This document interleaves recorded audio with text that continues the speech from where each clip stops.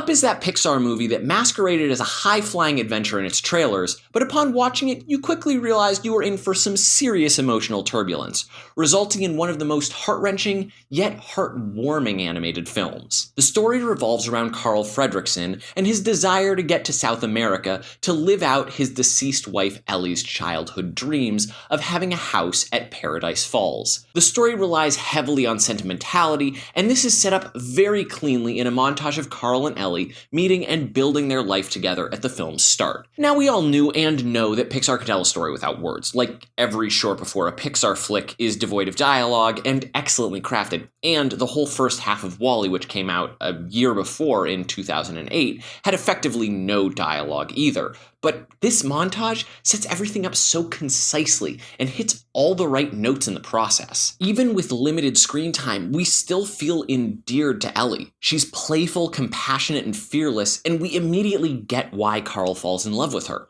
But almost as quickly as she's introduced to us, she's taken away. And now Carl is an old man, surrounded by a different world, and a more lonely one. But hey, I mentioned high-flying adventure. Where does that come in? Well, at the start of the film, we're introduced to the explorer Charles F. Muntz in newsreels, and it's his spirit of adventure that Carl and Ellie bond over. And while Ellie sadly passes, when Carl is faced with needing to go to a retirement home, he says to hell with that, and opts to set his home afloat with balloons and takes to the sky on an adventure that he and Ellie never went on. And he inadvertently takes a local Boy Scout, Russell, along for the ride, which involves lightning storms, fighting the ever-deflating house, talking dogs, and hey, there's an exotic bird that Muntz was accused of making up when he showed a skeleton of it, but that's in fact very real, and Muntz is still after it, trying to clear his name, and he's got a big, imposing airship to do so. So yeah, that's where the high-flying adventure part comes in, and man, it is a ton of fun. I mean, the third act of this film is a massive chase in the sky, and a literal dogfight. Characters are strong across the board, though that sort of thing is hardly surprising from Pixar. Jordan Nagai, who portrays Russell, is both wonderfully emotive and playful. Christopher Plummer is delightfully evil as Muntz. And even the creative team voices major roles, with co-writer and co-director Bob Peterson voicing Doug the dog in Alpha, and co-director Pete Docter was the voice of Kevin the bird. And then there's Ed Asner, who is exceptional as the laconic and disgruntled but secret softy Carl. He's such a damn fine actor that simply in calling the house Ellie, it manages to get me choked up every time.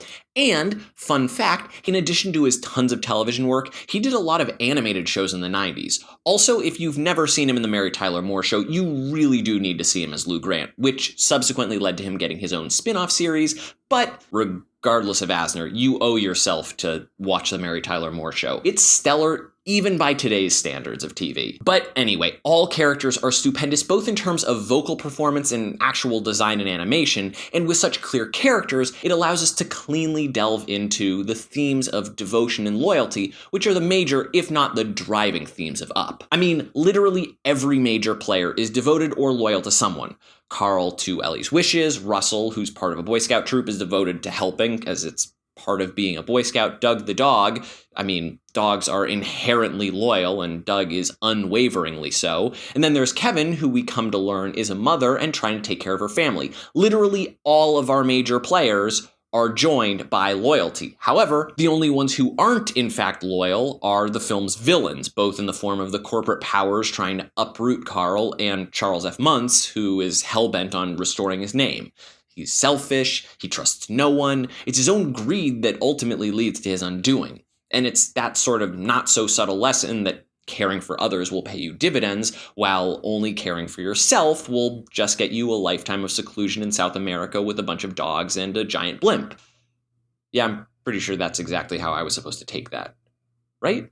Up also features a strong score by Michael Giacchino. Its main theme is a simple melody that hits you at the very start of the film and returns throughout, but with subtle changes in both tempo and instrumentation, it manages to be both refreshing and remind us what's driving our characters. Up's just one of those really well-packaged pieces that has a straightforward objective with human complications and a whimsical adventure attached. Art direction and visuals dazzle, action is fun and engaging while still tense, and the humor throughout creates a nice levity that you'd come to expect from a movie about a house being lifted by balloons. Up provides what we all need sometimes. A little lift in the face of some somber truths, making it one of Pixar's absolute best. So those are my thoughts on Up. Leave your thoughts in the comments down below. And of course, if you'd like more from me, you can certainly check out my previous Pixar review on Monsters University, or you can check out the podcast that I recently started called the Sorting Hat Podcast. My friend and I have experts or fans of a topic sorting things within that theme into the various houses of Hogwarts. So comment, click, and keep loving movies, guys. As for me, I'm going to watch some more Mary Tyler Moore episodes, because you're gonna make it after all. Hat throw.